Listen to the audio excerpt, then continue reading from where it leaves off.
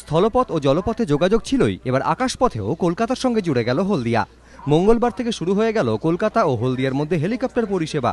এদিন সকাল 10:30টায় বেহালা flying club থেকে এই পরিষেবার সূচনা করেন শুভেন্দু অধিকারী। হেলিকপ্টারে কলকাতা থেকে হলদিয়া যেতে সময় লাগবে আধ ঘন্টা, ভাড়া মাথাপিছু 1,500 টাকা।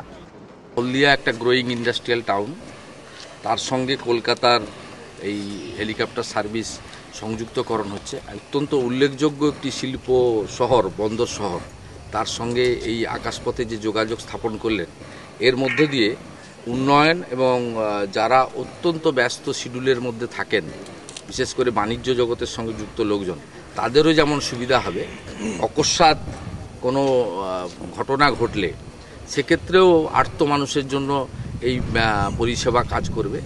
ইতিমধ্যেই কলকাতা থেকে গঙ্গাসাগর, দুর্গাপুর, মালদা, বালুরঘাট, শান্তিনিকেতনে হেলিকপ্টার পরিষেবা শুরু হয়েছে। তবে কলকাতা ও হলদিয়ার মধ্যে যোগাযোগ ব্যবস্থা সুগম হওয়ার ফলে বণিক মহলে শিল্প প্রসারে উৎসাহ বাড়বে বলেই মনে করছে সংশ্লিষ্ট মহল।